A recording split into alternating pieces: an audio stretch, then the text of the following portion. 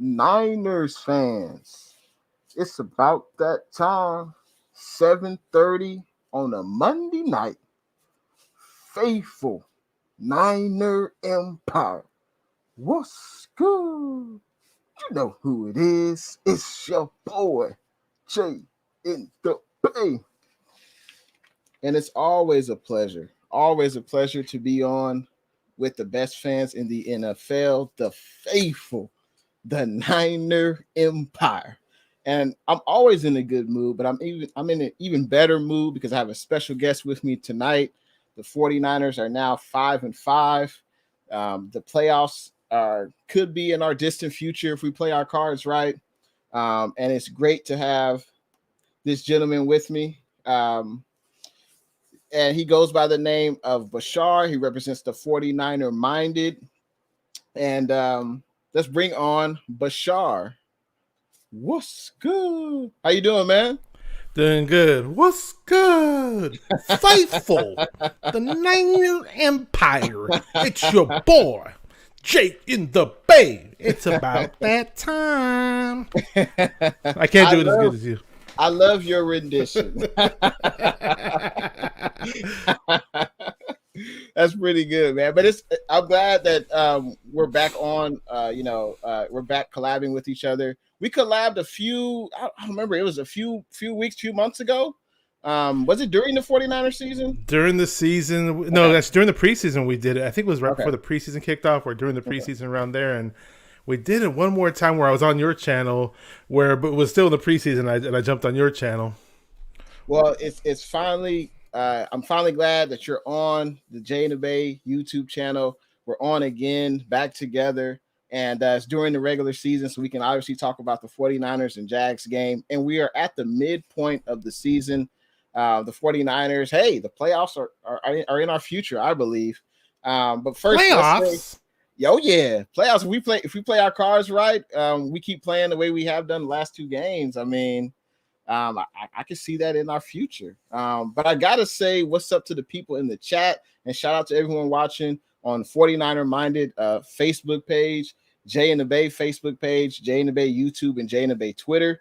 Shout out to everyone who's watching right now. I gotta say, what's good to Kimbo. Thanks for tuning in to the stream. He says, let's go 49ers fan for life. 49er Tone, what's good? Thanks for tuning in to the stream, man. Hopefully you good friend of mine from the days of Candlestick, 49er Tone. Been on my channel a few times. Absolutely, man. We got to mean the dream. What's up, good? But yeah, man, it's a pleasure to have you on. We got to start off with, hey, man, how long have you been a 49ers fan for the people that don't know who Bashar is? How long have I been a 49ers fan? Okay, so it took me a while to get into football. I'm a lot older than you, by the way. But, I might not look it, just kidding. I probably do, but seriously. I grew up watching wrestling cartoons religiously, and, I didn't really care about any sports. My parents didn't know what American sports were all about or whatever. But, growing up in elementary school, my neighborhood friends or whatever we were always talking about wrestling, but they weren't talking about wrestling. They were always talking about football, a little bit of basketball in here. And, the more I hung out with them, the more I was like curious about football, and then, my brother was playing football in his freshman year of high school. And that was right when I was leaving elementary school. So my brother was kind of getting me hyped up about football. My friends were getting me hyped up about football. My brother got to meet Pierce Holt, if you remember who he was. He was a former defensive tackle, went to 49ers, and excellent defensive tackle, by the way. He was on our Super Bowl teams back in when we beat the Broncos and beat the Bengals. So in the 80s, yeah. Okay. I think he might have been only on the Broncos team, though, not on the Bengals team. I could be wrong, but he might have been on both. But anyway, so my brother really got me into, God rest his soul. My brother kind of pumped me up to be a Niner fan too, because we were sitting and watch the games together. We get hyped up on Sunday mornings to watch the games or Monday nights, and he started recording the games and getting all into football. So yeah, that's pretty much how I became a Niner fan. And I just got so irritated by seeing all the Raider fans back in junior high wearing their little starter jackets and stuff like that. And I was like, oh, those are the bad boys. Those are the bad guys. I want to be with the good guys. 49ers, baby. Let's go. All the way, red and gold, all the way. Well, why did you decide to start a YouTube channel? Obviously, like all of us, we're all passionate about the Niners. We all love the Niners. We grew up loving the Niners. And way back in the day, I was calling in on KMBR. I'm talking this is before the internet even existed. At one point, I was calling KMBR when I was in high school. I can't. There was one guy, Rich Walkoff. I can't remember the other guys' names, but way back then, I was calling in, and I was, for even back when Gay Radnich was doing KMBR, I was calling in, and it was always fun to just talk sports. If you're not talking with your friends, you feel like it's so cool to talk with the guys on TV or on radio. So I had that itch to get on and talk sports somewhere in the media. At one point, I kind of wanted to do it as a career, but that really didn't really happen. But, like shows like Rombo and all these other 49ers shows were going on YouTube. And honestly, I'll be honest, I got sick of waiting forever. Some of those shows, you'll sit there for like an hour and a half or 2 hours just to get on. Yeah. And I'm like, you know what?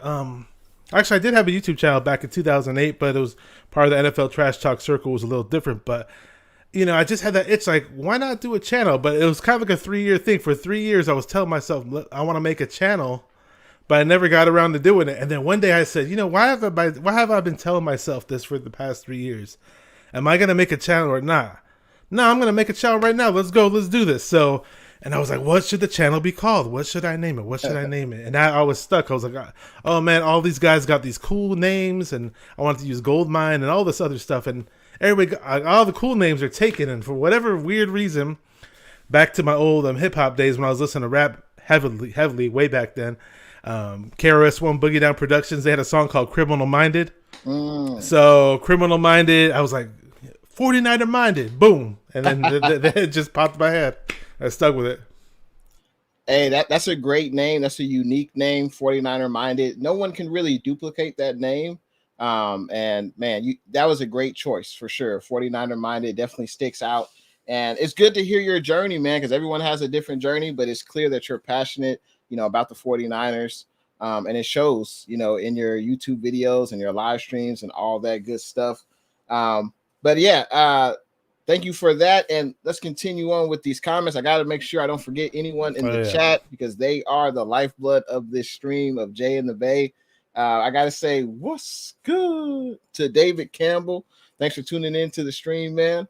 49er Tone says, rest in peace, Fadi? Fadi is my brother. 49er Tone met my brother a few times, yeah. Rest in peace, Thank man. you, Tone. Waruna, what's good? Thanks for tuning in to the stream. Waruna, he says, great to see Bashar. Bashar, you got a lot of fans in the chat, man. I appreciate you, man. they're I consider them friends and family almost to me, to be honest with you. These are people that I really know well, and I keep in touch with them, and they're great people. So it's kind of like family to me, to be honest with you, my 49er family. Absolutely. And 49er Tone is reminiscing about your brother Fadi. He says, miss him. He was hilarious at Candlestick. Yeah. Corey Davis, what's good? Thanks for tuning in to the stream, KD. How is your Monday night going? And we also have Nighthawk After. What up, Nighthawk? What's good? That's a nice avatar you got there, man. But yeah, man, for those that don't know Bashar, I just wanted to, briefly discuss, how you became a 49er fan. Why did you start your YouTube channel? And we also have Pioneer in here. What's good? Thanks for tuning in to the stream, Pioneer. So we got to talk about the 49ers recent game. Obviously, I don't know how you felt about the season. I don't remember what record you said the Niners were going to have at the end of the year, but I did not envision them being 5-5 at the midway point. But we have to talk about this 49er victory against the Jacksonville Jaguars. We know the Jags aren't a very good team. There's a reason why they've only won 2 games this year. But the 49ers, if we want to be a playoff team, you have to beat teams who you are better than. I mean, there's no doubt about that. And I think the 49ers did that this past Sunday. So what are your thoughts on the 49ers victory? What stood out to you going up against the Jags? And I'll be honest, prior to this game, and prior to the last games we won, I was pretty much writing the season off. I was like, after we saw what happened, that debacle at Levi's against the Cardinals and Colt McCoy, I was like, oh, this is a huge disappointment. This is almost like a little disaster. I mean, what are we doing, man? We got too much talent, way too many good players to be shooting ourselves in the foot, and then to get embarrassed like that. It just sucks. So, going to the season, I was I was thinking, because I was being somewhat realistic. I was like, okay, last year we had all those dudes hurt. Well, with 30 guys on IR at one point, it was ridiculous. And I was thinking, okay, obviously had a Super Bowl season, but I was thinking, I'm not going to say, hey, we're going to go straight back to the Super Bowl. But I was hoping we could squeak into the playoffs some way, somehow. Now it's kind of getting to where I thought we'd be, but it's not the start that I envisioned. I envisioned us winning those games that we were, supposed to win. But the problem is, this team is so mistake prone. We shoot ourselves in the foot like on a consistent basis, and it sucks. But for whatever reason, past 2 weeks, it kind of looks like we might be getting back to the 49ers winning ways with the good version of the Shanahan team. So who knows, man? We'll see how it plays out. What would you say is the biggest difference over the last 2 weeks? What do you think that's changed most? Well, the biggest thing that I've noticed, more so defensively and probably on special teams, is, hey, when there's a loose ball, we're getting it. Yeah. There were times where I just wanted to throw something that I'd never break my own TV. I'm not that stupid, but if I were dumb enough to break my own TV, I would have broken it about 50 times by now, because I remember there was, I forgot what game it was, one of the games, and I was like, force a fumble, get a fumble, and next thing I know, Bosa, it was some wide receiver caught a pass for something, and Bosa punches the ball loose, and I was all excited. Yes, we forced a fumble. I called it, and the next thing I know, Fred Warner dives on the ball, and somebody else gets the ball instead, and I was just so frustrated. Like the ball never bounced our way. Back to those mistakes. So it just seems like now we're finally getting those turnovers. Now, I'm sure the coaches probably were ripping the players' heads off at one point in practice, like doing those old school fumble drills like we did back in high school, because now you just see a little bit more of an urge for them to create those turnovers and secure the ball, and that's the biggest difference, I think. And obviously it was nice to see Jimmy Ward get that pick 6 against the Rams. Yeah, and get 2 picks. That was a trendsetter for that Rams game, by the way. I didn't get to go on my channel and talk about the Rams game, but that really set the whole tone of the Rams game, in my opinion. No, absolutely. I mean, you talk about an NFC West divisional game. Our first home victory of the season. We've beaten the Rams the last 5 games. I mean, that kind of reset the season for us. But you mentioned the turnovers, and Josh Norman, man, he leads the league in forced fumbles. If you can believe that, he leads the league with 5 forced fumbles. And Josh Norman, he's not the Josh Norman in Carolina. He's not great in coverage, but he can definitely force some turnovers. And I think everyone on defense needs to emulate Josh Norman and his ability to get the ball out, create more opportunities for our offense, and, put it into the other team's offense. So, Josh Norman has been doing his thing. Obviously, I think what's been the best thing, or what's been the turning moment, is the 49ers have gotten back to the identity of running the ball. That's been paramount, I think, in this turnaround, at least over the last 2 games, is running the ball consistently. Jimmy being excellent, especially on third down, throwing the ball in tight windows. I think that's definitely been part of this. Hopefully we can make three games straight, one against Minnesota the next Sunday, but that's going to be a very, very tough game. I don't know how that went over my head, because I'm a huge proponent of the run game. I'm an old school football fan, and I love seeing teams run the ball, especially if it's the Niners. And we're built as a running team. We're built to run the ball. So, just especially that Arizona Cardinals game when Lance started, I was like, why aren't we getting the running backs involved in 2-back formations and going from under center? But yeah, definitely, you're right. The run game has definitely helped set the tone, especially, obviously on offense. Yeah.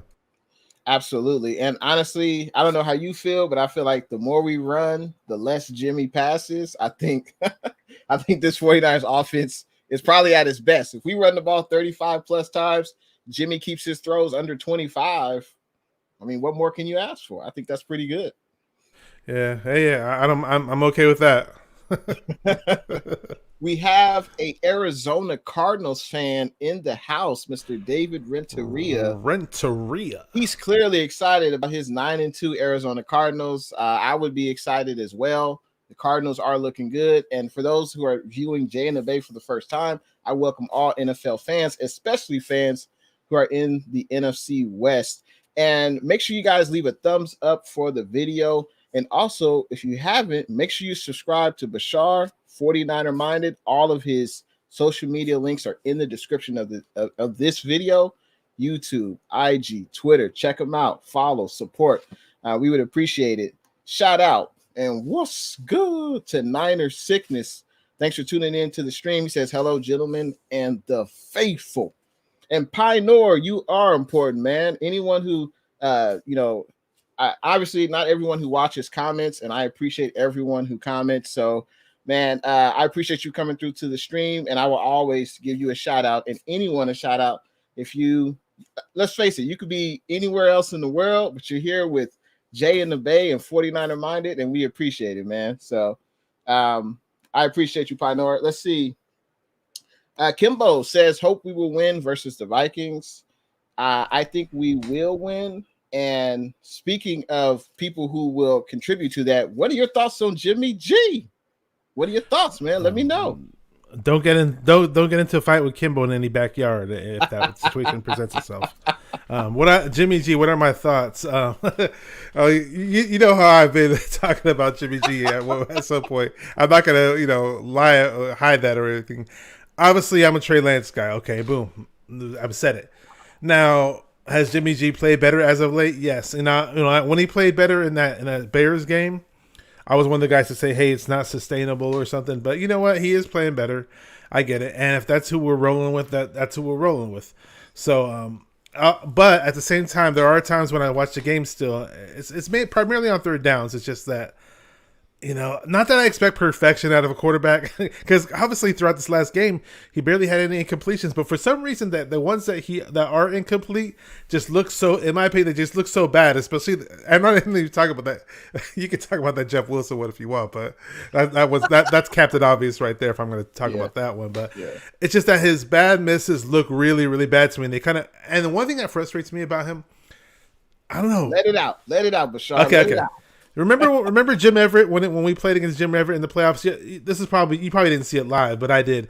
The 49ers played the Rams in the playoffs for an NFC Championship game, and Jim Everett's clearing the pocket, and next thing you know, he just flops on the ground and sacks himself. Now, I'm not saying Jimmy G flops on the ground and sacks himself, but it's like he walks into sacks on a consistent basis, and I just wish he had better awareness, better presence, whatever you want to call it.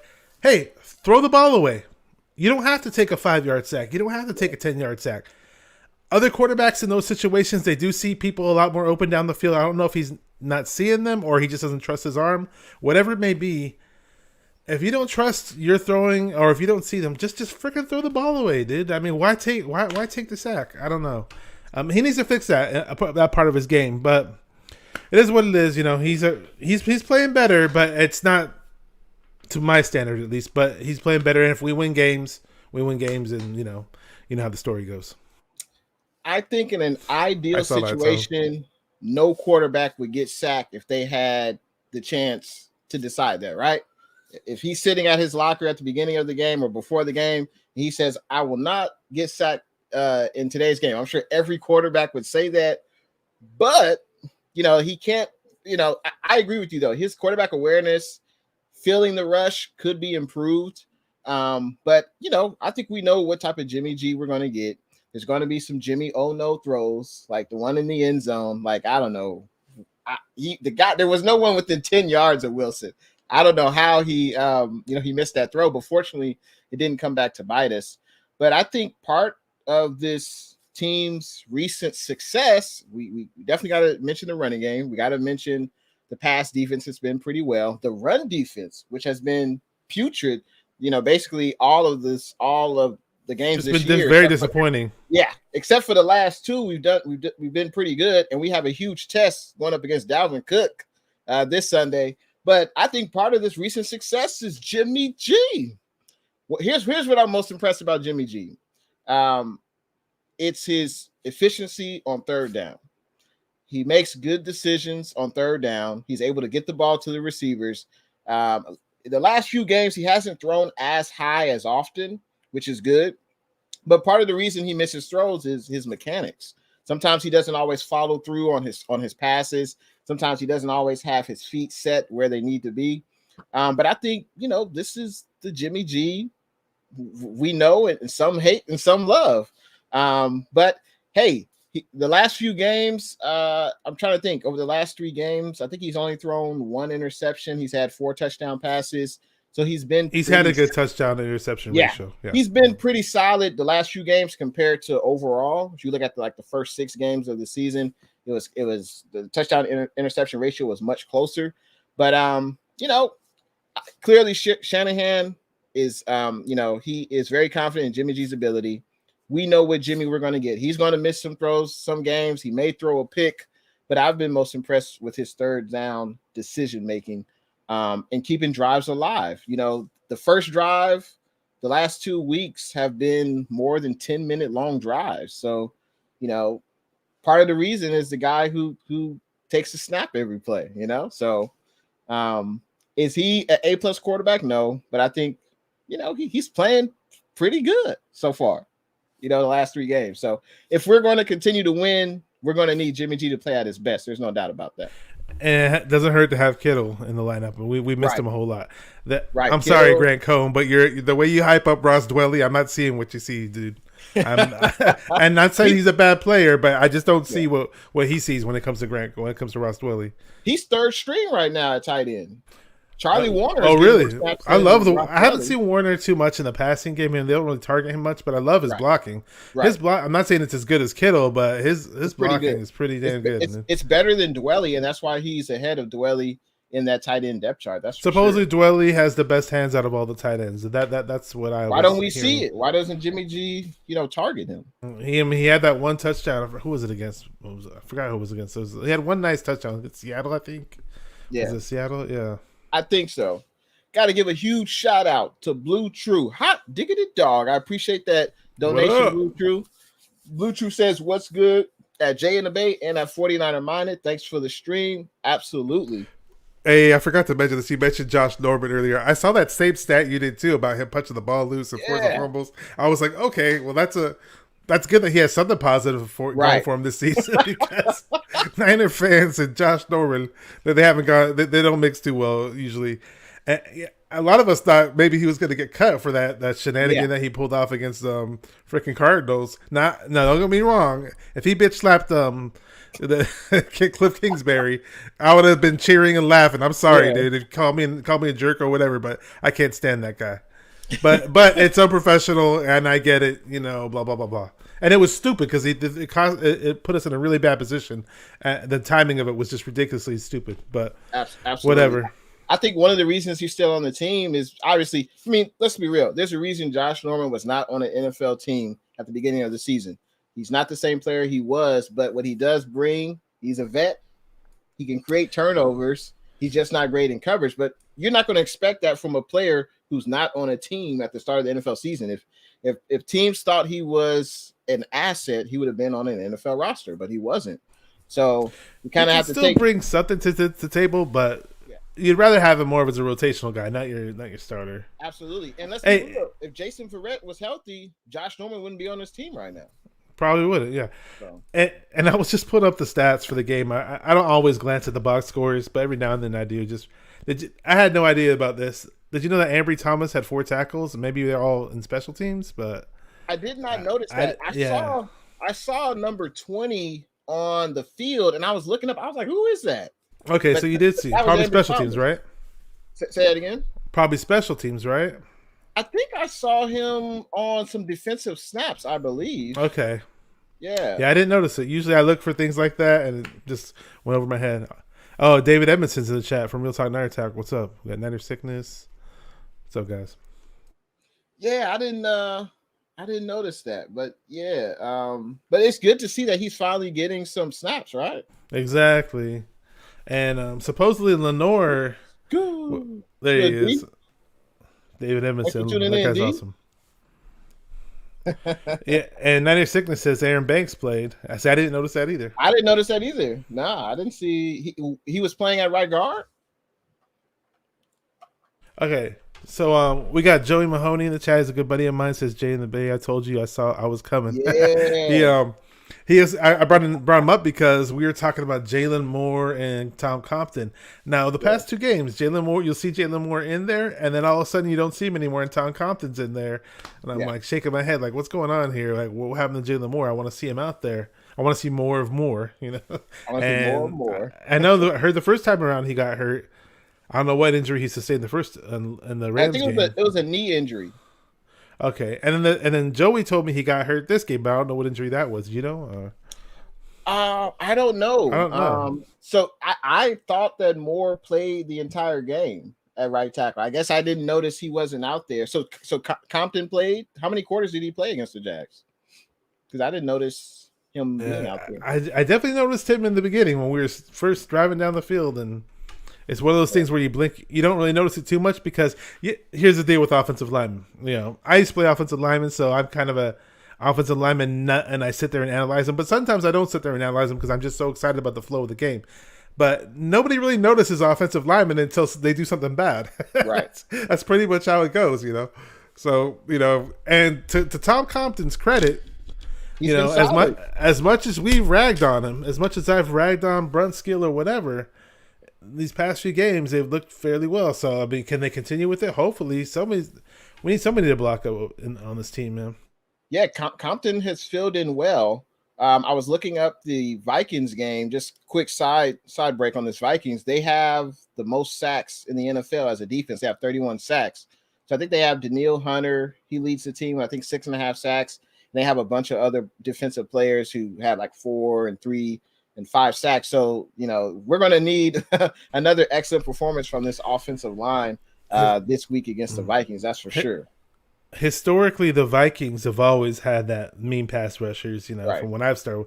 I'm talking about going back all the way back to freaking Chris Dolman days, and they had a couple other guys there with him, and they had John Randall at one point, and they've always had some studs up there on the D line. Absolutely. And that continues today. What's good to David? He says Vikings is a must win. We need that tiebreaker. I agree. And this will be a great test for the 49ers going forward. If you guys don't know, obviously Kirk Cousins, he doesn't have much playoff success, but can you believe it? He has 18 touchdowns, 2 interceptions. He's been very efficient this year. He's completing, I think, at 68% of his passes. He's got 2 studs at wide receiver, Justin Jefferson, Thielen. He's got the running back Cook. They have a pretty good offense, so our defense will definitely be tested this Sunday. And I think if we're going to be a playoff team, we're going to have to beat the Vikings. There's no doubt about that. Can you pull up? Okay, go ahead. Read that one. I would say, Edward, what's good? Thanks for tuning into the stream. What up? JR, what's good? He says, give me 6 more straight. All right, JR. We need it. We're going to need it if we want to be a playoff team. Can you pull up David Edmondson's last comment when you get a chance? Absolutely. Let's see. David. Okay, he says, the secondary did nothing yesterday to erase my fears about the Vikings receiving corps next week. What are your thoughts on that? Well, I'm not going to argue with them because they got, like you mentioned, Thielen, Jefferson. And we're going to have our work cut out in the secondary. Like it's going to be scary, like it has been all year pretty much.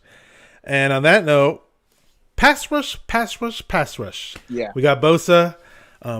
Arden Key, who I wrote off, just like I pretty much wrote off the team a few weeks ago. But it's funny. Whenever I write somebody off, they start playing well. Maybe I should do that with other players, and they'll start producing. But I was like, oh, we got these guys, Arden Key, and I was thinking about Ibukam in one of the other games, and the next thing I know, Ibukam gets a sack. Arden Key's getting sacks. The pass rush has got to step up, is what I got to say. Yeah. Now, we have this great linebacker, Fred Warner, and it's funny because a lot of people didn't.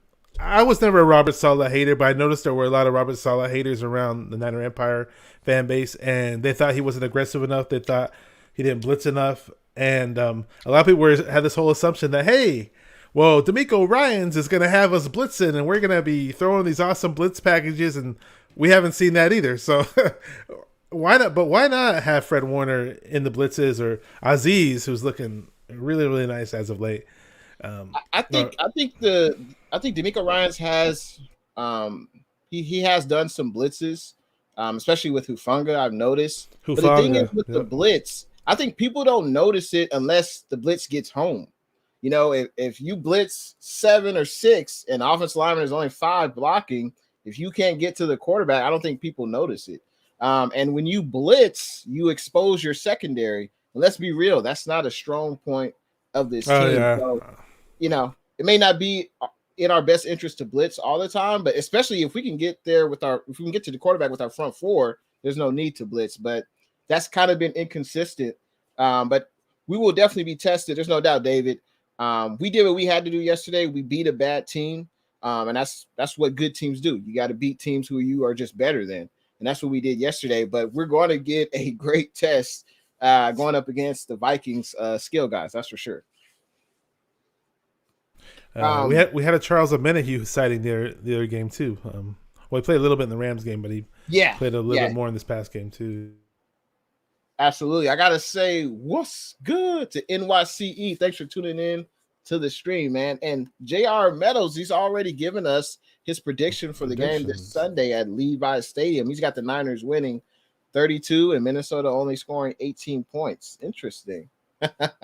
And I remember this clip. This is a famous clip. I remember that very well. Yeah, I think the whole world remembers that one. Yeah, that was probably pre-internet when that happened. It was pre-internet. It was when I was in high school. That's I remember that because it was right around the time when Jim Everett had became a New Orleans Saint, and that was when the NFL free agency was just starting to shape. We picked up Tim McDonald at the time, so Rome was just saying it and being Jimmy Rome right in face to face, thinking, "Hey, this guy's never going to do nothing to me, and this is going to make for great TV." And it worked out. It did. He became a multimillionaire off of that interview. So no, absolutely. We got to talk about Nick Bosa briefly. Nick Bosa, obviously he had the torn ACL last year. Bosa. And he's got 10 sacks so far in the season. I think he's definitely in line for a comeback player of the year. I know Dak Prescott is having a pretty good year with the Cowboys. Obviously, they're going to consider a quarterback more than they will consider an edge rusher. But what are your thoughts on Bosa? And he could be in line for a big payday in the offseason. Yeah, it's kind of a double-edged sword because we want our players to perform and do well and have excellent, amazing seasons.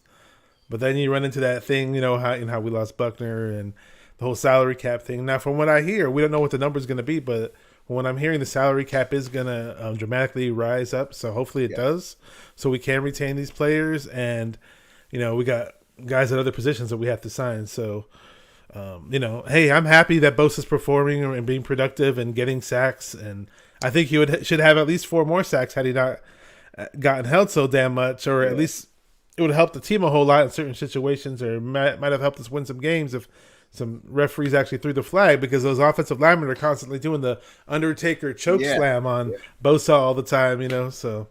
But at least they're finally starting to throw the flags, and he's still getting to the quarterback. So just keep it up, Bosa. I'm more worried, I just want the other guys around him to help him out a little bit more. That's all. No, there's no doubt. Bosa has been the catalyst of this defense. I think he and Warner are the 2 best players. I think Jimmy Ward could be the MVP, maybe the most important player, just because of what he brings to the secondary. And hey, he's taken away the ball the last few weeks. But I think they need to create another stat for defensive linemen. They have the hurry stat against the quarterback. They have the sacks. They have the tackle for loss. They need to have a penalty. They need to have a stat where how many penalties are forced upon the offensive lineman who's blocking you. That would be a great stat, because Bosa should be really high.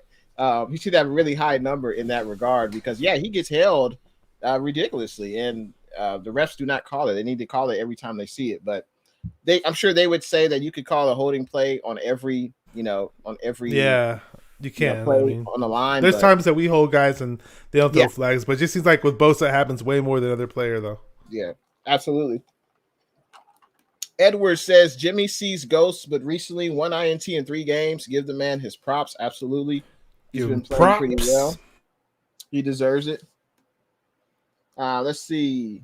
Sean, what's good? Thanks for tuning in to the stream, Sean. He says, hey, Jay, what's good? Let's go Niners.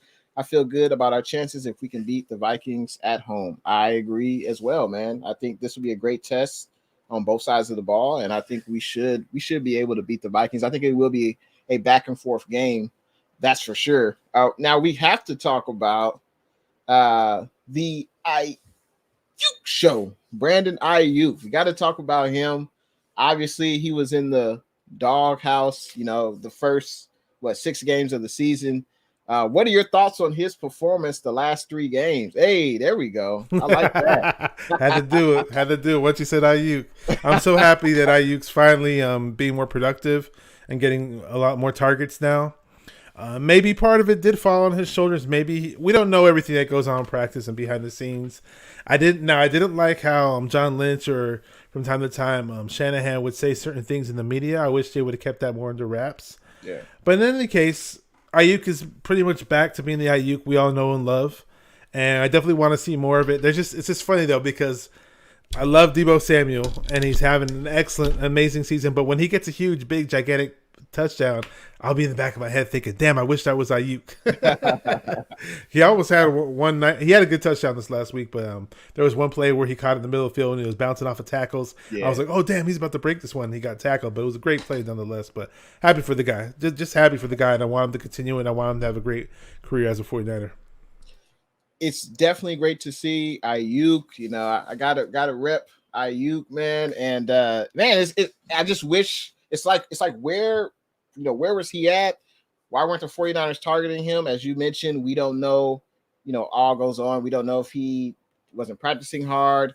We don't know what was really going on. Same thing with Trey Sermon. But this offense, I think, is at its best. And Shanahan and Lynch know this, but it's at its best when you get contributions from Ayuk, Kittle, and Deebo. Those are obviously our 3 best playmakers. And, of course, Elijah Mitchell.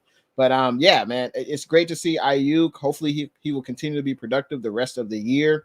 And we're going to need him. If we want this offense to run at its peak, at its high, we're going to need, Brandon Ayuk with Deebo and, of course, Kittle. That's for sure.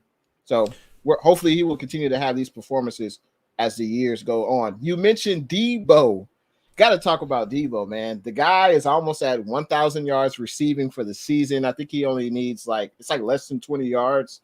And he would be the first. Do you remember? I didn't tell you this before the show, but just to pick your brain, do you know who was the last 1,000-yard receiver for the 49ers? Was it Anquan Bolden? It was in 2014. Mm-hmm. Yes. Yeah. So it's crazy. It's been that long since 7 years since we had 1,000. Now Kittle's a tight end, but he did get 1,000 yards for us receiving as well. But yeah, I remember when Bolden came in, he was out gaining Crabtree. Yeah. Because I love Bolden as a Niner. I wish we had drafted the guy. Sorry, you said you love who?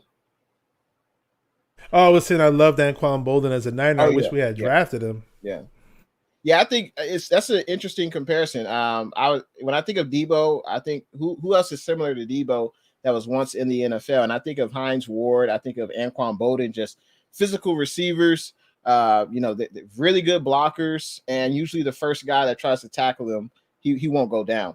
And Deebo's having an excellent 3rd year of his career. He was pretty much a running back this past game, right? He was our leading rusher. Right. Yeah. So, and what are your thoughts on that? Do you like him being, getting, what? I mean, sure, I like it if it's successful, but I don't want him doing it the rest of every single game because he's our. Right now, he's our best receiver. I mean, it's funny because last year I thought Ayuk was better than Deebo, and now Deebo's showing up. But I think they can both be just as good as each other, just in different ways, I think they can both thrive. I like it when it works. Yeah. But I'd rather have Elijah Mitchell or when healthy or even Raheem Mostert. But, you can't even count on that guy anymore. Absolutely. And I think both of the receivers can thrive. And Deebo last year, he dealt with the injuries. He had the broken foot early on in training camp, and then he had the hamstring injury. So that really, slowed down his production in the season. And Ayuk was basically the number 1 guy. Kittle was hurt, for a few games because of a Jimmy no throw. And unfortunately, Jimmy has thrown a few of those. I'm the one that's supposed to say that, not you. I'm the one that's supposed to be bashing Jimmy. You're learning from me, aren't you? Yeah, I love to be objective, man. I got to be objective. Jimmy does some good things. He does some bad things. But it's always good to be objective. That's for sure. Oh, yeah, without a doubt. Redder, what's good? Thanks for tuning in to the stream.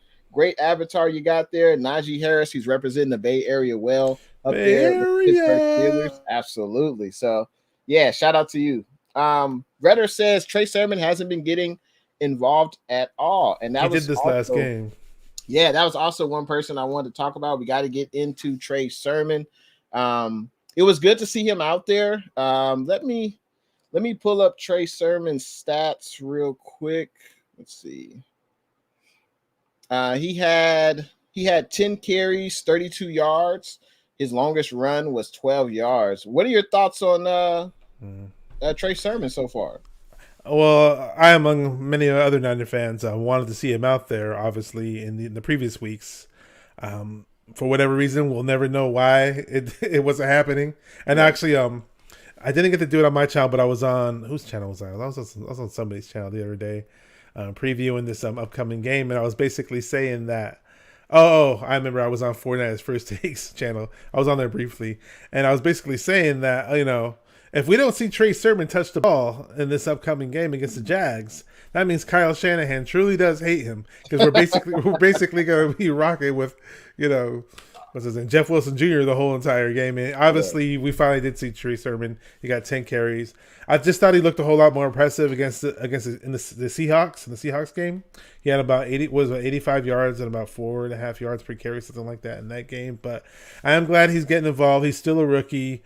There was one nice pass reception that he had. He caught a nice pass, and got some decent yards on that. And I'm just happy that he's out there. I just think he didn't have a great game or anything, or an impressive game. I'm just happy that he's out there.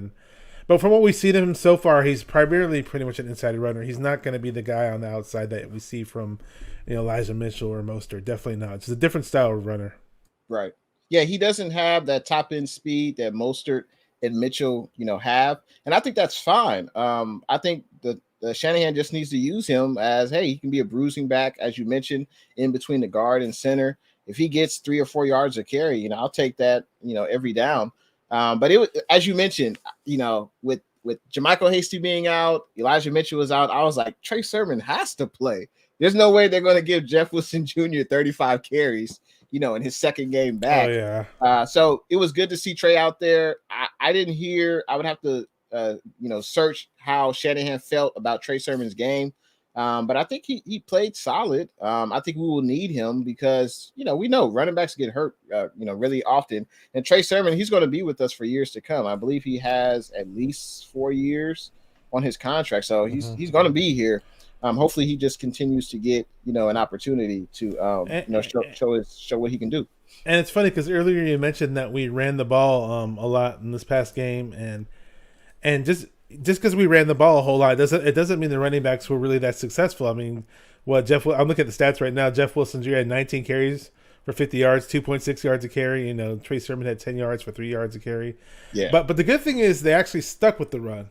Right. I still like, because I think just because as long as you're still getting yards, you're getting yards. It's not, it's 2nd and 7 rather than 2nd and 10, so to speak. Right. That's always better. Yeah. The extra 3 yards is better. So being, sticking to the run, being committed to it is always a great thing. Oh, 49er Cutback in the chat. What's up, dude? How you doing, man? Not sure which guy that is. That might be Alex, I think. Or Ant, whatever. What's 49er up? 49er Cutback. What's good? He says, keep killing it, man. Good to see you, Bashar. Thanks for tuning in, man. I appreciate you. Yeah. So we stuck with the run, but Debo was a leading rusher, of course. And I was going to mention about the running game, 42 carries, 171 yards, 1 touchdown. And as you mentioned, we're not going to, Debo has a great per carry average. Like, for instance, Debo is at 9.9. And that's most running backs won't have that high high yards per carry. But as long as you continue to stick with it, as you mentioned, and the defense still has to account for it, and so they can't just continually rush the passer. They're going to have to watch out for the running backs. I think that's great. As long as there's still the threat of the run, I think that's most important. And if we can get 3 or 4 yards, that's great. Win the time of possession and still convert on third downs. I think that's great. And that keeps our defense fresh, and it keeps their offense off the field. So I think it's a win-win. Great point with that, because when we milk the clock, it's almost like a guaranteed victory for us. It's demoralizing, man. It's demoralizing for a defense. Can you imagine the first drive against Jacksonville? What was it? 18 plays, 13 minutes. Like, that's demoralizing. And granted, the Jaguars did have some penalties on that drive, but hey, that's got to be demoralizing when you can't stop an offense. Exactly. And it keeps our defense fresh too. Exactly. And that was something we didn't do in the earlier games. Like the defense would look good in the first half, and then the second half they were shot. They were tired. And they couldn't, get that same pass rush, and they couldn't get off the field on third down. I had to mention this comment. Niner Sickness is saying that Jalen Moore, the right tackle, he didn't get hurt. Shanahan just rotated the right tackles. Okay, there you go. We saw the mystery. Huh? What's up, Niner Sickness? Check out his channel. I didn't even, and as you mentioned, I didn't even notice that, but you don't really notice offensive linemen unless there's a penalty or they give up a sack or something like that. So I didn't even notice. Joseph says, I notice everything, Bash. Look at Joseph's comment. He says, Jay in the Bay, I got some Jimmy G car seat covers you can have. That's pretty good. I'm just giving the man props. I had a picture on my Facebook today. It said that Jimmy G had just thrown for over 10,000 career. I saw that for his career. Yeah, I saw that. And Joseph said, "Oh, well, it took him 7.5 years to get it, or 8 years to get it, or something." Hey, it's still a milestone, 10,000 yards. It's still a milestone. And let's be real, he's only played, or I should say, started in less than 40 games because he's been hurt. So he would have obviously reached that much sooner. But 49er Tone, he says Levi's is going to be cracking this Sunday. It's going to be loud and crazy. Big test for us, but very winnable. I agree. Yeah. You should try to get him on your show. That guy's so knowledgeable about the Niners. He's so passionate. And he's a funny you mentioned that.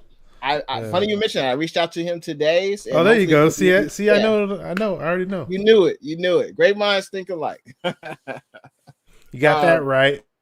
David, hater in the house, says the 49ers are going to lose. Man. Another Renteria. 49er Toad says our pressure on the line is getting better. That will help our secondary. Absolutely. And hopefully Dre Greenlaw comes back. I think Azeez has been playing well in his absence. But quick question. Who do you think should start at the linebacker position, Greenlaw or Azeez? That's a toughie, man. Because when Greenlaw, what did he get hurt in the first game? I know he had a pick 6 in the first game against Detroit, right? Yes. Was he hurt? He was hurt in that. He got hurt. I think he only played one game so far this year. Yeah, and I was so hyped up when he got that pick 6, and I've always been a proponent of Greenlaw, but I just think Azeez will probably start initially, and then they'll probably rotate Greenlaw in here and there. And who knows what happens after that. Now, D'Amico's a linebacker guy on top of that, so you'd assume he'd make the right call. But I just think just rotate all three of them and just keep them all fresh. We actually had a Marcel Harris playing recently at linebacker, and he made a really nice stop. Yeah. I forgot who caught the ball, some running back or something, and he made a great tackle. Yeah, he made a really nice play. So I think the more the merrier. We need all the help. We need all the help we can get. I think he's great close to the line of scrimmage. I think his coverage in the secondary leave a little bit to be desired. And I think that's why they moved him to linebacker. Yeah, but I think he's a pretty solid linebacker. He's fast. He uses his instincts, and I think he's solid for a guy you can bring in, and he could spell a linebacker or come in if there's an injury. So it's impressive because he's undersized too. Those other guys are a lot bigger than him. Exactly, but I think he uses his athleticism, his speed, his quickness, and he can definitely get to the ball carrier. That's for sure. I was going to ask you who's the best offensive player this season, but that's kind of a bland question. Yeah, it's kind of a no-brainer. Debo, exactly, right? How about this? Debo's having an excellent season so far. He could be an all-pro wide receiver. He definitely can go to the Pro Bowl if he continues this productivity. I ask you this. Who do you think is another 49er player that could possibly go to the Pro Bowl this year other than Debo? An offense? Yeah. Well, obviously Trent Williams, right? Yeah. How could I forget? It would be hard for me to pick the skill players because I love Elijah Mitchell, but he's not always out there, right, so that's the problem. But Trent Williams is all pro as well. He's definitely an all pro Bowl player. Well, how about we'll go defense. So how about other than Bosa and Warner, who do you think could be a Pro Bowl player on the defense? Other than Bosa and Warner, assuming Jimmy Ward keeps playing well, I wouldn't. Yeah, we'll see. Yeah, if he keeps it up. Yeah, that's a good. Yeah, for offense, other than Trent and Debo, could be Jimmy. You never know. depending upon how he does, if he continues to have that great TD to interception ratio, that could be an option. Oh, you're George going out on a Kittle. limb there, buddy. I am The going real out on a the limb. real Jay intheBay is showing his colors.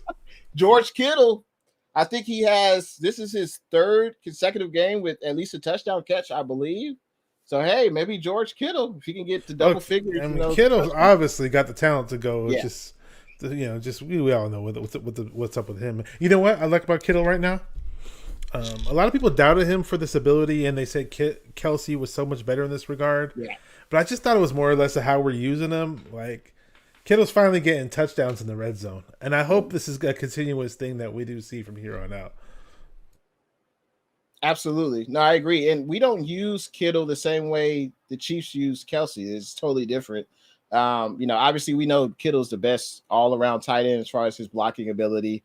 And he's definitely great at receiving. I think Kelsey just gets more opportunities, and he could be a little bit better in catching the ball, but I think they're very comparable. But as far as blocking, there's no question. Kittle's the best blocker. Read Joey's comment. Let's see. What did Joey say? Let's see. Hold on. Let me go all the way down. He says, did he just say Jimmy Pro Bowl? Absolutely. Absolutely. If he continues to have a great touchdown to interception ratio, I feel the sky's the limit. NYCE gives us his Pro Bowlers. He's got Debo, Trent, Bosa, Warner, and Kittle. Okay. There you go. Hey, that's a great list to have right there. Excellent list. Is that his picture right there, or is that a rapper? I'm not sure. No, I know, right? That's. I'm behind with the current rappers, so I got to ask those questions. Absolutely, man. No, that's great avatar. I got to ask you this. I don't know if I've ever asked you this before. Go ahead. When I've had guests on recently, I've been asking them who are their Mount Rushmore of players for their respective franchise. So if I'm interviewing a Cardinals fan, what is their Mount Rushmore players, or a Rams fan, whatever. So I want to ask you too. So Mount Rushmore players for all time in 49ers history, and then a Mount Rushmore players for like the last 20 years. Okay, I got you. I kind of have an idea who the all-time. Yeah, it's all-time. Well, obviously you got to go with Joe Montana. Yeah. Jerry Rice, Ryan Lott. Now after Ronnie Lott, though, it's kind of a little. I don't know. I mean, I'm basically going back to the Super Bowl years and who won all the Super Bowls, and like it's almost a little toss up on who number 4 would be. He said, "Where's your Jimmy G?" It's in the back.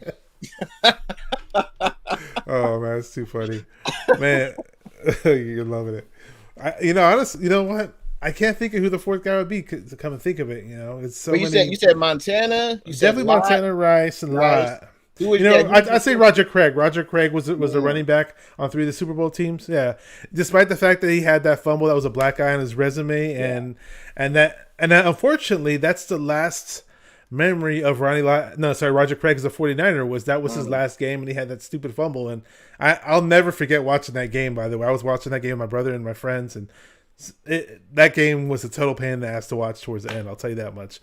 But yeah, I'll throw Roger Craig in there. How about that? Because he got those 3, and Roger Craig was the first running back ever in NFL history to get 1,000 yards rushing and 1,000 yards receiving in the same season. So definitely. And you know what? He needs to be in the Hall of Fame. How about that? Yes. Throw Roger Craig in the Hall of Fame. Agreed. And some people would say I would have Steve Young. What are your thoughts? Roger Craig, Steve Young? I love Steve Young. Yeah. I actually like him better than Montana because I just like him more so as a person. And to me, he was as great as Montana. I just don't like Montana's demeanor off the field. That's why I'm a bigger Steve Young proponent. But you could easily throw Steve Young in there. But I kind of look at it as I want somebody from a different position in there because I already have Montana as the quarterback. But I'd rather have Young in, like, for example, the 20 years ago? Oh, you know what? That would be more than 20. See, Young didn't play. Yeah, Young didn't even play 20 years ago because he just retired in 99, right? Yeah, from 2000. Yeah, see. So who's your top 4 of the last 20 years? So from 2000 to now. Wow, top 4. Woo-wee. You know what's funny? Because it's almost like if you think about the quarterbacks, it's like who do you pick? Because you got, we have 2 quarterbacks that went to Super Bowl. Yep. Obviously, they didn't win it, but we got Garoppolo, we got Kaepernick. That's a tough one. Uh-oh. I mean, I just say they both went to the Super Bowl. Yeah. But, my favorite, honestly, out of those three, I liked Garcia the most. Even though we didn't have him the longest. And, he kind of left us in a weird way. But I don't know, man. There was something about Garcia's style of play that I really, really liked. But, man, you got to have Bryant Young, right? Yep. Easily got to have Bryant Young. Yep. I want Bryant Young to be in the Hall of Fame. Now, who else would we have in there? T.O., duh. T.O. was definitely there. And one more, huh? Got me thinking on this one, man. You got me thinking. Oh, man, who could that be? It's got to be somebody, man. I might have to pull up a roster. And you might have what about defense and linebacker? I was thinking about defense. Oh, yeah, duh. Patrick Willis. Okay. Easily got to have Patrick Willis on there. Yeah. I met the guy. I actually played hoops with him one time. Wow. Really, really cool guy. Yep. Awesome. Yeah. We got Patrick Willis. I used to know this one guy that said that once, and I used to mimic that like all the time. It was like stuck in my head all the time. Yeah. No, that's a great four. But there you go. This guy in the chat said Frank Gore. That's a great one. Yeah, I was going to mention Frank Gore. You got to put Frank Gore. Yeah, Frank Gore. Frank Gore could easily be in there without. So if you had Bryant Young, Pat Willis, Frank Gore, and your number 4 would be Jeff Garcia. Oh no, you said T.O. too. Yeah, so T.O. or Jeff Garcia. Yeah, well, the thing is, it's like I always want to have a quarterback in there, so just by position. But Frank Gore is just an amazing 49er. If you pick him over Jeff Garcia, I'll never argue that point ever. Yeah, Gore was awesome. I wish we would have won the Super Bowl with Frank Gore against the Ravens, man. That would have been so nice for him and Willis. But we did. Wait, what's making you laugh now? Jimmy G, that's my quarterback. Oh man, that's funny. That's pretty good. Now, but that's a good list. Young, Pat Willis, Frank Gore, and T.O. I think that's a great list. I almost feel like that there'd be somebody yelling, screaming at me, like, "How could you leave this guy off the list or leave that guy off the list?" It just sucks that when it comes to like the Mount Rushmore thing, like you could only name 4 guys. Only name 4. Yeah, it's funny because I made a little reference. Somebody mentioned did somebody mention a Mount Rushmore about content creators on Twitter, about 49er content creators? And I was saying, like, the list is so long with great 49er content creators on YouTube. It's almost like a Mount Rushmore wouldn't suit. Like, it would be like more like the Great Wall of China, I put you on the spot. You're gonna get me now, man. You're gonna get me. Oh man, I don't know who. Okay, how about I'll go. I think off the top of my head. Okay, you go first. You got to put Grant, right? You got to put Grant Cohen just of his work ethic. He's a shark, right? He when you look up 49ers news on YouTube, Grant Cohen usually comes up first. In training camp, more so than anything, I'm going to Grant's page, YouTube page, and Twitter. He's on the scene. He is there every day. Anytime the media is available, he sees the players every day. When the media is available at practice, he's there. So you gotta put Grant. Love him or hate him, but you gotta put Grant. I would put Rombo next. Rombo, my man with the Niner plan. He's been doing it for 10 plus years on YouTube. So 10. I don't know. I remember him back in like 2015, maybe 2014. I think he might have gone to 2012, maybe. I don't remember in 2012. I definitely remember in 2014. Yeah. But he's been grinding. But he's been on there for quite some time. Yeah. I actually had a YouTube channel way back in 2009, Kratzy's rookie year, but I just stopped doing it. I wasn't doing the same thing Rombo was doing. But I talked to man. You can't. You got Grant Cohen's. I mean, he's doing really well, and every now and then he'll kind of go on little tangents that I don't like. I was like, why is he sticking to this topic so damn much? You know what? But for the most part, he does a good job, man, without a doubt. Who else you got?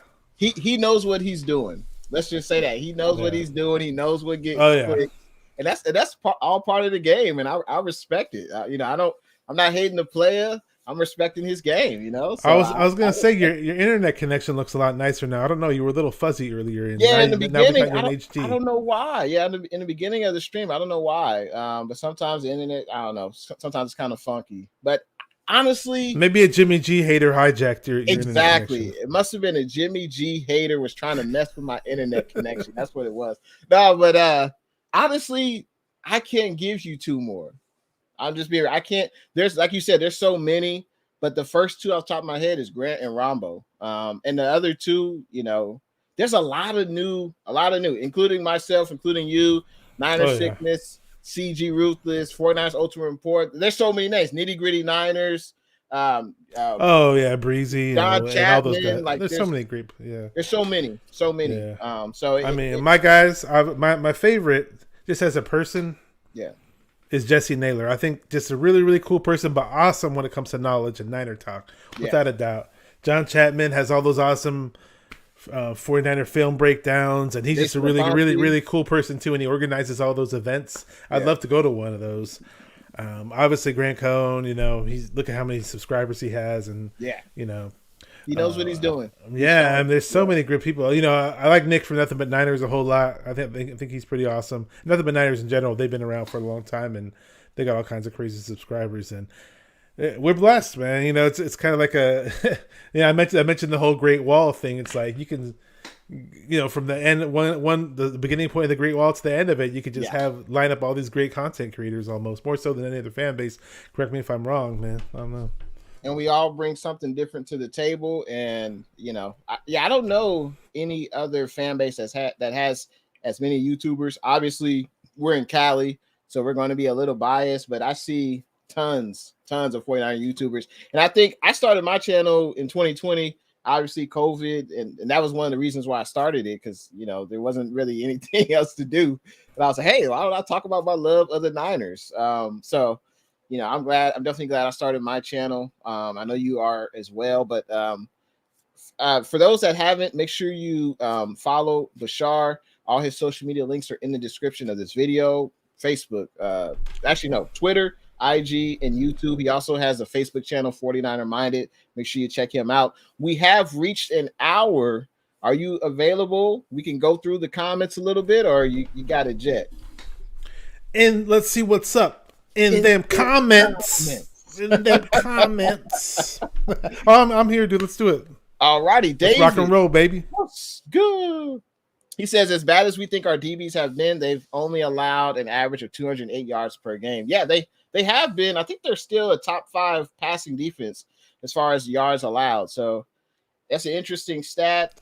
It doesn't tell the whole story. It doesn't count those bad penalties and pass interferences, though. It doesn't when the team will gain 15 yards and 20 yards and 10 yards here and there, and because we messed up on a crazy penalty and PI or holding or whatever. Yeah, no, absolutely. Niners sickness. The Niners are not blitzing as much because of a lack of secondary. Yep, that's probably right. Well. Joseph gives us his opinion or prediction for the 49ers and Vikings game this week. He's got the Niners winning 26-23, and Jimmy has only 5 yards passing. What? He's going along with the motif of what we did in that playoff run. How Jimmy barely he passed a little bit against the Vikings, but he passed even less against the Packers. Right. And hey, recipe for success, right? If you could argue if we would have had that same game plan in the Super Bowl. Hey, yeah, Mostert should have gotten the rock a whole lot more. He had a good average and everything. Yeah, Debo should have gotten the rock too on those jet sweeps and all that. I agree. John, what's good? Thanks for tuning into the stream. He says, pass rush indeed. Nick Bosa, DJ Jones, Eric Armstead, and Arden Key need to get to the quarterback. I completely agree. Completely agree. And David offers us a stat. He says Bosa is the only player in the NFL with 10 sacks and 10 tackles for loss. Baby Bear's a monster. He is. David Yin Yang Twins is what I call him. I was on one of the Twitter hangouts today, and they were kind of like talking about Bosa. I forgot how it came up exactly, but they were making fun of the way Bosa talks or whatever, how he doesn't seem like he's a dog or nothing. Yeah. But he just talks like he's lazy or slow, whatever. Kind of. He talks like unsure of himself. Yeah. Not it's just funny. I just remember the one time when we played the Browns, and he was talking about, they were like, hey, what was going on between you and Baker Mayfield on the field? And he was like, no, I was just saying things like, Baker, you good? Bosa's just kind of funny way of talking.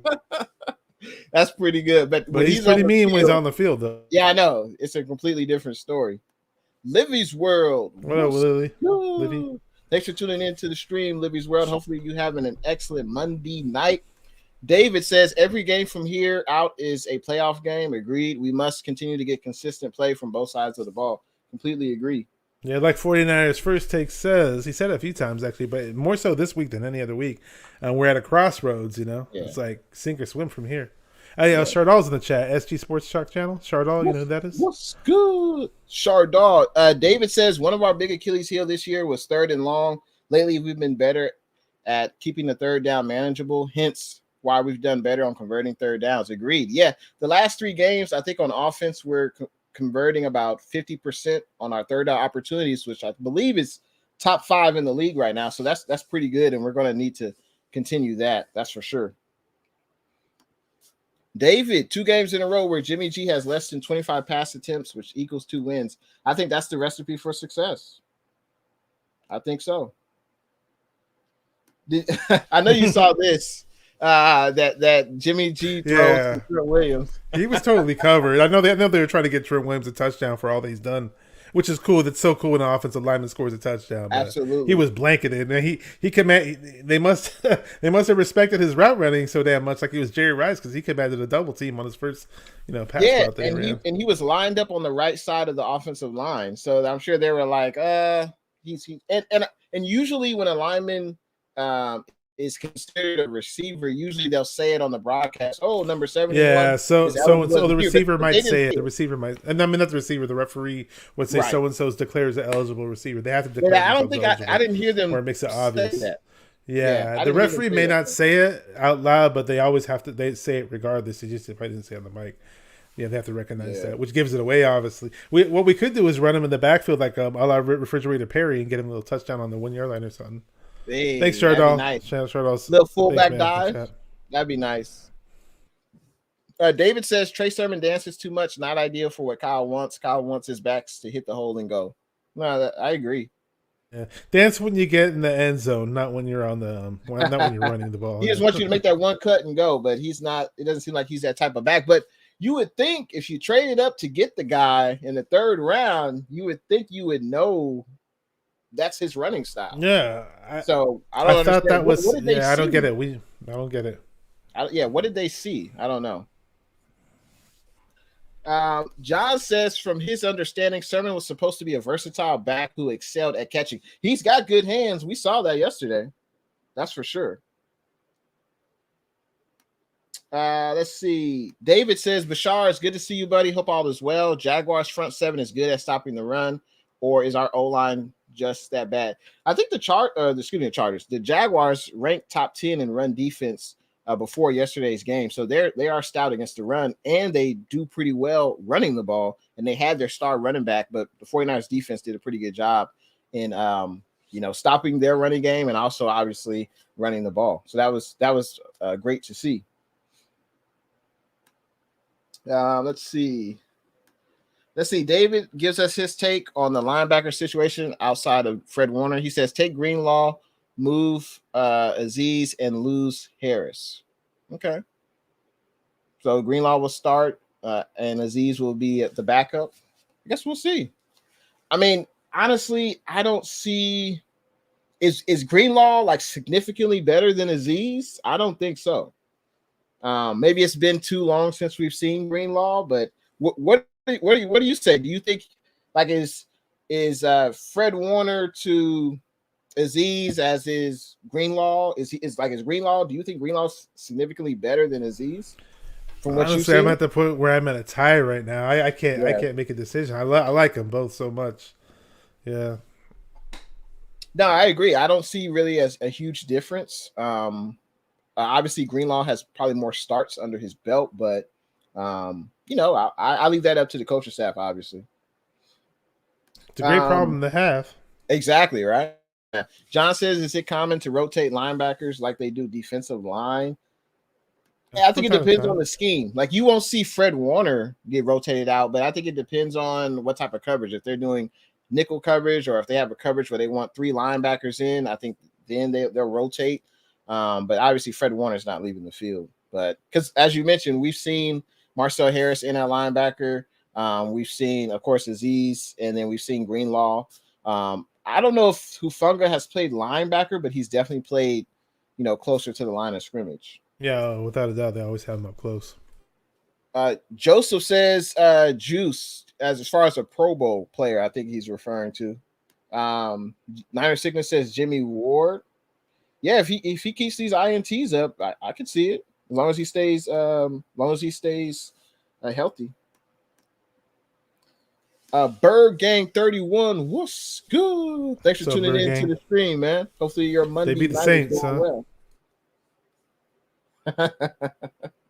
Niner Sickness says Jimmy G can do it all. Play in position on the field. Okay, it's the PCP talking. LOL. Whoa! What are you doing there, buddy? NYC says, nah, that's me. I'm a DJ. All right. Oh, okay. There you go. Hey, there you go. That's your cue. Do it, Jay the Bay. You know what I'm talking about? The song. Absolutely. Go DJ. That's my DJ. Go DJ. I always love those hip hop references, man.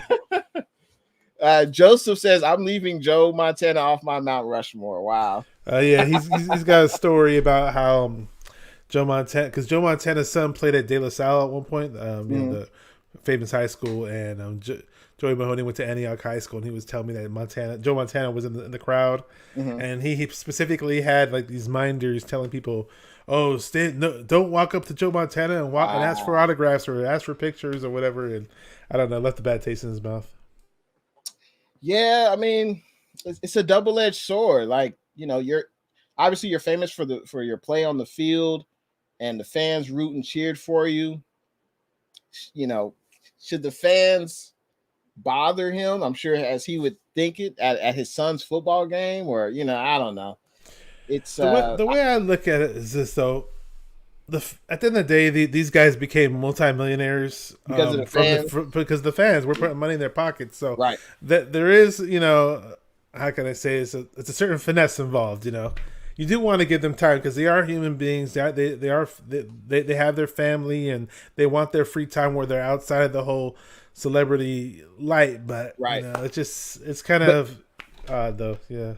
Like I hear Steve Young, I hear you can walk up right up to him and talk to him like he's your next door neighbor. That's how I hear. It's the life you choose, right? I mean, if Bashar, you become a famous YouTuber, you got 1 million subscribers, man, and you want to walk out with your family and you're eating at a restaurant, someone may come up to you and say, "Hey, Bashar, let me get a pic." Like it's kind of the life you choose, right? I mean, you put yourself out there. But obviously, I'm sure there are times where he could just wear a mask and no one would know who he is. But, it's Stephen Curry did that once. I remember seeing a video of him at some shopping mall, and he was wearing a freaking mask of like a tiger or something. He had some funny looking mask on, walking in the mall with his wife. Yeah, I mean, obviously, we could never imagine being in their shoes, right? But I'm sure they would want to just feel normal and be able to go to it. Like Steph Curry, he can't go to a public place. He can't go to a Target without getting mobbed, so it's kind of, I know most people don't feel sorry for people like that, celebrities, whatever, but because it's kind of the life you choose. But I can understand both sides. I can understand Joe Montana wanting to be left alone, and then I can understand, hey, I watched you, I went to the stadium, I bought tickets because of you can't take a picture with me. Like, hey, I'm wearing your jersey. Yeah. Well, Miss Maggie T over here in the chat, she said, "We got y'all on the schedule in December." I'm not who she's referring to. Miss Maggie T, what's good? Yeah, she's an Atlanta Falcons fan. Oh, okay. There you go. So that's going to be an interesting collab. I'm probably going to collab with Big Low Country. That's going to be. Oh, she's a YouTuber. Okay. Yeah, she's a YouTuber. Okay. That's right. So yeah, that's going to be interesting. I think we play them. Yeah, like in December. So. But we're gonna get you guys. Absolutely. That's going to be a good game. Edward says, I think these are his Pro Bowlers. He got 9 Pro Bowlers. He's got Ward, Debo, Mitch, Kittle, Trent. How generous. Kyle, Bosa. Yeah, Mitch the punter, he's doing excellent. Yeah, he's doing a really good job. I doubt Aziz. I doubt it. But, hey, it's good to see that you're optimistic. That's for sure. But shout out to Mitch Wishnowski. I mean, he's putting the living daylights out of the ball. Really I love what I see. Yeah, really I wish we would run him on some fakes from time to time. I don't know what we're waiting for. The guy is as athletic as can be for a damn punter. Absolutely. David gives us his Mount Rushmore of offense. He's got Montana, Gore, Rice, and Staley. Okay. Oh wow, okay. Isn't it a travesty that out of our I was talking about how I think Roger Craig should be in the Hall of Fame or Bryant Young should be in the Hall of Fame. From the 5 Super Bowls that we've won, you know that we don't have one offensive lineman in the Hall of Fame for one of those teams. Yeah, think about that one. That's crazy.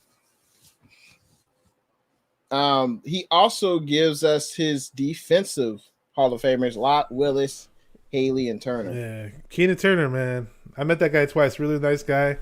I got some fairly big hands, but he shook my hand, and his hands made my hands look small.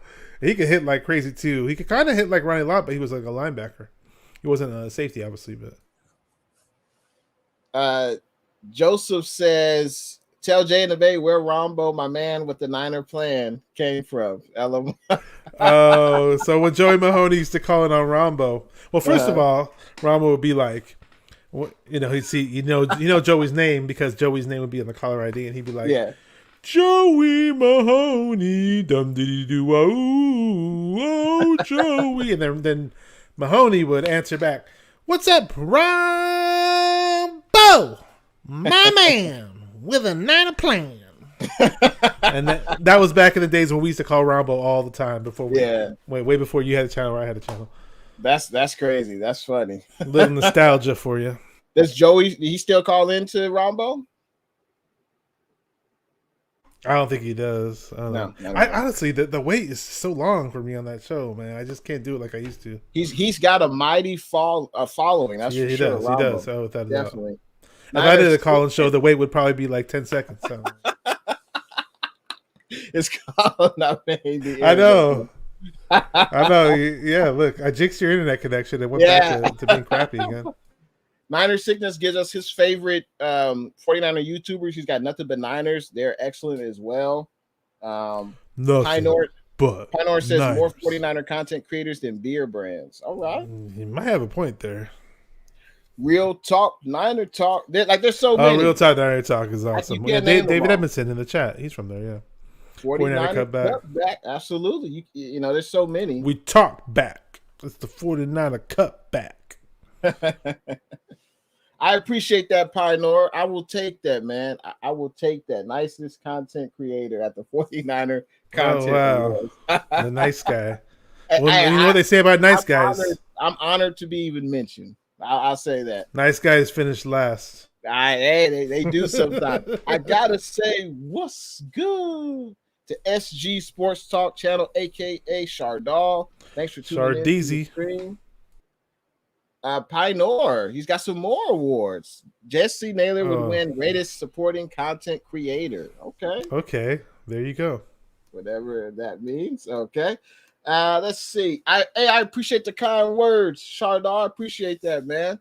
He likes. Oh yeah, he's talking about your background. That is nice. The Bashar 49er mining with the show. That is very. Speaking nice. Of Jesse Naylor, that's his background that he uses. Yeah, he's always got that fireplace. So I screenshotted it. Absolutely, man. Absolutely. Make some noise. Let's see. Let's continue. Shardal's giving you more compliments. He's shouting. Oh man. I'm blushing, man. Shardal's he'd be a legend in these YouTube streets. If you guys know on the Grant Cohn channel, Grant Cohn was putting, Shardal would call in on the Cohn phone, and then Grant Cohn would chop up the videos from the Cohn phone and then put Shardal's calls as single videos, and people will be on the chat. When's Shardal coming on? When's Shardal coming on? Did Shardal call in yet? Shardal just blew up on Grant Cohn, man. So shout out to him. Hey, shout out to you, man. Edward says, I'm worried about running back Cook. So glad that Greenlaw is back. Yeah, has Greenlaw? I know his practice window opened up. I guess we'll see. They haven't had practice yet so far this week, so I guess we'll see. I think they practice on Wednesdays, the first day, I believe. So hopefully Greenlaw will be a full participant. Let's see. John says the lineman is an eligible receiver if he's the last person on that side, i.e. no wide receivers or tight ends on that side. That's correct. Yeah, Trent Williams was the last lineman on the right side on that goal line pass. They just had to declare themselves eligible, though. They still do, I believe, because technically they're not a receiver. But Niner Sickness says Greenlaw is way better. Okay. It's up for debate, definitely, without a doubt. Would you like to offer a quick prediction of the 49ers and Vikings game? A score. Who do you think you'll win? Score? Let me say, let's say 26-20. How about that? 26-20. 26-20. Right. It's gonna be a close one. I agree. It's going to be close. I think the score will be in like the mid-20s, and of course, I'm taking the Niners to win. SG Sports says all day. I think the player of the game will either be the IU show or Debo. All right. You don't have a thing for Debo? Not the Debo show, or nah? I just say tuck your chain. Yeah. It's my bark, punk. Love that movie. Yeah, wasn't that awesome when the real Debo showed up to the Niners facility and they had that video?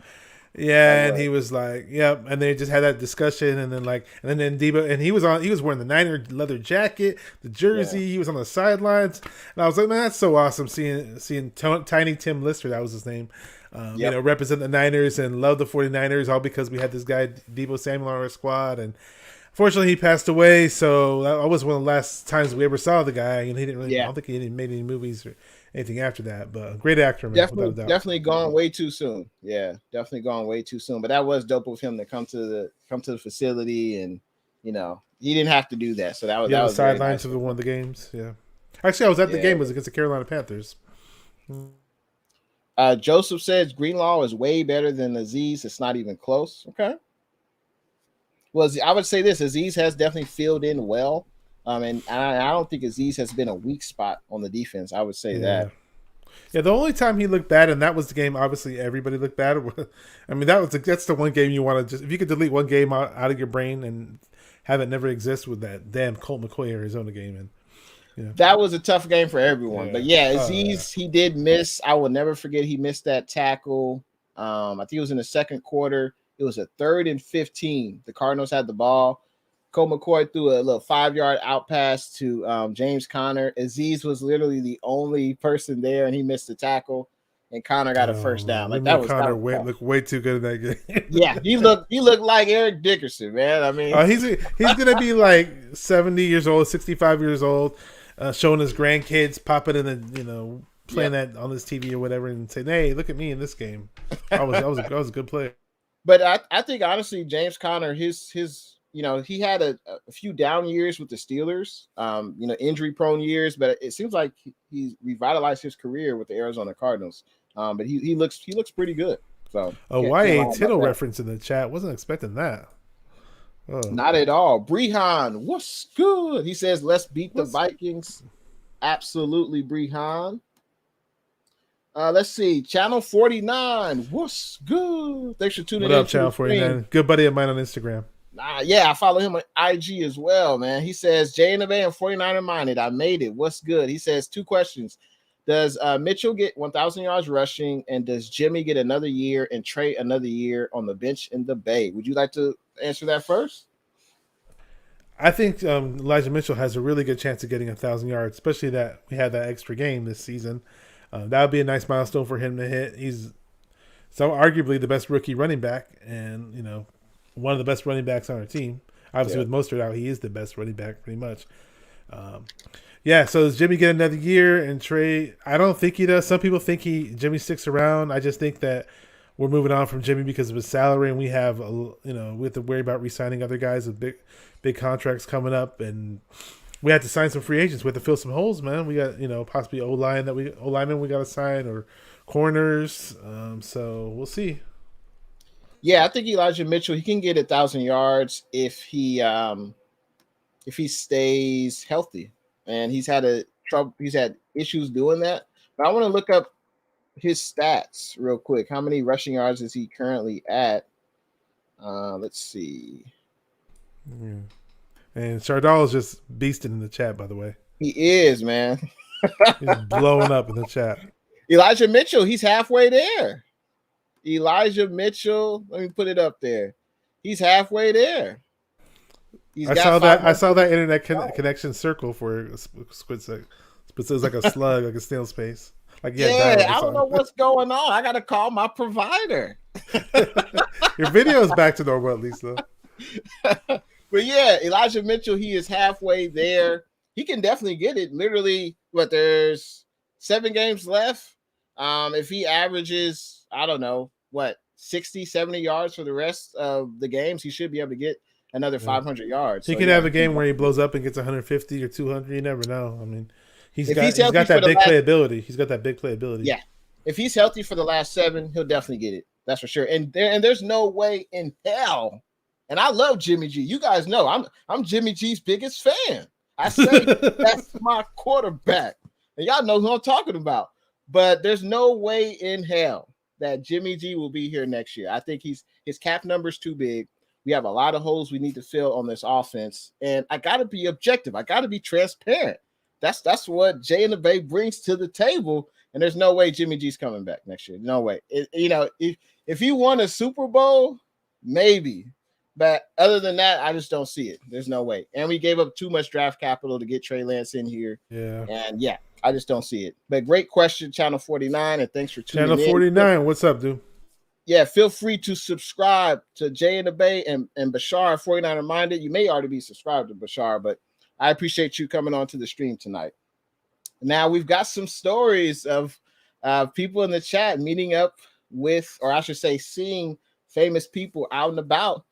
Joseph says he didn't ask Montana for an autograph. He asked for a picture, and he said after the game. I waited patiently, didn't bother him. As after the game, he stood up, left me hanging, and I got no picture. That's cool. Damn. Yeah, that's tough. That's tough. That would leave a sour taste in my mouth too, man. I would agree. John says, yeah, I saw Jim Harbaugh at a restaurant in Oakland, and people every now and then would go to his table for a pic. He never declined, but it was definitely much, in my opinion. Yeah. If I was in their position, I would say, yeah, let's take a picture, whatever, autograph, because, kind of ask for that life. I could just imagine 49er fans coming up to you in the Bay Area and say, what's good? Let's take a picture, Jay in the Bay. That would be dope, man. I officially made it, man. That would be crazy. John says, I got a pick with Vernon Davis in Candlestick on 49ers Fan Day or something like that. That's dope. Vernon Davis was an amazing tight end. Absolutely. NYCE, he's got a prediction for the 49ers and Vikings game. He's got the 49ers winning 30, the Vikings 17. There you go. I'm laughing because Joseph leaves this comment. He says, Jay and the Bay, I would like to be a guest on your show. I promise I'll be nice. LOL. Hit me up on IG and Twitter. We'll make it happen, man. Absolutely. But yeah, I think the 49ers will win. I think it'll be a little bit closer. Because one great thing about the Vikings, they have the least amount of turnovers in the NFL. They've only turned over the ball 6 times. Kirk Cousins has only thrown 2 interceptions so far this entire season. He's got a great TD to interception ratio. And it's going to be really hard to get turnovers on that offense, that's for sure. But, I'm looking forward to seeing Josh Dorman. Maybe he could, increase that turnover mark. That's for sure. Channel 49 says, I think Cousins will have an issue with that new secondary trio of Tart, Ward, and Hufanga. He's got the 49ers winning 28-22. All right. I see you, Shardal. All of those players are great players. In 49er history. There's no doubt about that. I appreciate that, Shardar. I appreciate that, man. He says you're number 2. Yeah, number 2. I appreciate that. You're nice guy number 2, and now you're OG number 2. No, you were nice guy number 1. You were nice guy number 1. Joseph says Jimmy will be back next year. He'll be back. I know you don't believe that. He'll be back. Blasphemy. Niner Sickness says the 49ers will win 28-17. All right. Okay. I said 26-20. You're too kind, SG. You're too kind. Let's see. NYCE, do you think Elijah Mitchell could be the rookie of the year? What do you think? He's got to get on the field. That's for one thing. But, he's got a shot. He still has a shot. Season's not over. So we'll see. I'd love to see it happen. But more importantly, I'd love to see this team just win games. Yeah. All that other stuff, all those accolades are kind of secondary. That's kind of how I look at it. Yeah, and there's no doubt he's been the best rookie on this team so far on either side of the ball. He's definitely been the best rookie. I thought Demo Lenore, the cornerback, I thought he showed some good things. He showed areas that he needed to improve, but I wish he would have got more opportunities.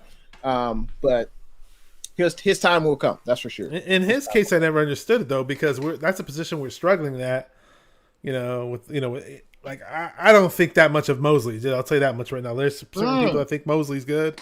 Like I thought he looked pretty good in the Super Bowl year, but this season now the last game he did all right. Don't get me wrong, but the Rams game, there were times he didn't look too good in the Rams game. In general, I'm just not a big Mosley fan. So I mean, like, why not have Demo out there from time to time? Or I still want to see. I want to see. I like developing the young guys. We drafted them. Why not develop them? But that's the coach's. I think Shanny loves his veterans. Yeah. Shanny loves his veterans. That's why he's got Josh Norman, and granted, Josh Norman he can punch that ball out. He creates turnovers, but I think Shanahan he likes that he knows what to expect from his vets, and I think that's why he puts his vets in, and he doesn't really play rookies. Let's be real. Elijah Mitchell wouldn't be getting the carries or the yards he's getting because Mostert was hurt. And I think there's no doubt that Mitchell, he is the best running back on this roster. Make no mistake about it. SG Sports says, "Yo, what's up, my homies Jay and the Bay and Bashar? You are two of the most coolest dudes I have known." I don't know. The ladies sure don't think so, but whatever you say. I appreciate you, but man, this has been an incredible stream. This is we have fun. to do this more often. A lot of laughs on both sides, which is always a good sign. For the people that don't know about Bashar, who represents the 49er minded, let people know what they can expect from your channel in the future. All right. So now, for those that know me, I did have a special announcement on my channel not too long ago. My live stream that I actually did on my channel, aside from other people's channels, was with Nick for Nothing But Niners. Great show. And I usually do at least 2 streams a week. Now, a lot of stuff happened in my personal life. And things are pretty much back to almost back to 100%. Let's just say that. So now I'm at the point where I can book guests. So, I definitely have some people in mind. Let's just say some 49er rappers that I've talked to that did some 49er songs. Some of them agreed to come on my show. Just a matter of time when I'm going to book them. So it's going to be a lot of fun stuff on my show in the next few weeks. And in general, I'm going to have Jay and the Bay back on there soon. Just going to get a lot of familiar faces that you guys see, a lot of names we brought up already, a lot of people you see in the chat. Going to bring all those guys on. I do roundtables every once in a while. Was trying to set one up yesterday, actually, but it's just a matter of getting people to join. But maybe I could do one this week. And it's just a lot of fun stuff. I don't claim to be, the all-knowing god of football, but I'm as passionate as football as the next guy is. And it's just a lot of fun. And, sometimes we don't talk football. Sometimes I may basically what I say is it's 49er minded where we get into the minds of 49er fans. So there's from time to time we'll be talking about talking about music, talk comedy, whatever. And then obviously you want to I always like to pick their brain and find out how they became a Niner fan and their 49er fan experiences. I might drop a few questions here and there, but it's just a ton of fun. I really enjoy it. I enjoy reading the comments in the chats the same way you do, and it's always fun. And I miss doing it on my own channel, but I also love being a guest on other people's channels too. So I really thank you for having me on. It's been a ton of fun. Absolutely, man. I echo your sentiments, man. It has been a blast, and shout out to the real MVPs. Those are the people in the chats. They definitely add a lot to the experience. The people in them comments. I love having them involved with the show. It's always great to hear their perspective. I wish I could have every single one of them on the stream one at a time. I think it'll be great. Obviously, not every, some people are camera shy, whatever. But man, it's been great to have the real MVPs, the people in the chat supporting Bashar and myself. Make sure if you haven't, make sure you subscribe to Bashar 49er Minded YouTube channel. All his links, social media links are in the description of this video. Make sure you check him out. It's easy to find me on Instagram. Just type 49er Minded, Twitter 49er Minded, Facebook. Very easy to find me. Very easy to find. Check him out. But it's been a pleasure tonight. The time has flown by, but you have a great rest of your week, man. And looking forward to the game on Sunday night or Sunday afternoon, I should Let's say. get that W. Excellent being on here as usual, and I'm glad to have you on again too, man. Tons of fun. Appreciate it, man. Appreciate it. But let's get that dub. Go Niners, man. And you have a great rest of your night, man. Peace. Peace. All righty. So that was Bashar representing 49er Minded. Make sure you guys check him out. All his social media links, as I mentioned, are in the description of this video. We had a blast. I didn't anticipate going this long, but man, we were having fun. We were vibing back and forth. It's always great to have a diehard 49er fan on with me. And I appreciate the real MVPs, the people in the chat, in them comments. And shout out to everyone who left a donation for the YouTube channel. I believe it was Blue True. There might have been one other person, but appreciate anyone that leaves a donation, obviously. And I think there might be a few more comments. Let's see. Hey, I would love to play Madden. Don't have a PS5 though, man. KD gives us his prediction of the game. He's got the 49ers winning 28, the Vikings 24. Okay, I can see that. Appreciate Joseph. It's all love, all respect, man. And I think it's cool. We can go back and forth, still respect each other, keep it at a respectful level. It's all good, man. You are always welcome to the stream. Shout out to everyone watching Jay intheBay Facebook, Jay intheBay YouTube, Jay intheBay Twitter. I appreciate it, all the support. And let's see. I think we have. Don't want to forget anyone. Hasta luego, Pinor. See you later. NYCE says, great show, fellas. SG Sports. Thanks for tuning in to the stream, man. You have a good night. I am. Yeah. 49ers Locker. I'm right in here, man. But everyone have a great rest of your Monday night. Thanks for watching Jay intheBay. And I will have a live stream this Thursday. I will be basically having an interview with a Minnesota Vikings YouTuber. So make sure you guys tune in for that. The thumbnail's already up on YouTube. That'll be Thursday night, 7:30 p.m. Pacific Standard Time, the same time. And we'll preview the Vikings and 49ers game. I'm looking forward to that. And of course, I will have the pregame, postgame on my channel this Sunday. Can't wait for the game. It'll be I think it's a 1:25 Pacific time start. So I'm looking forward to it. Go Niners. And thanks for watching your boy, Jay intheBay. See you guys in the next one. Go Niners.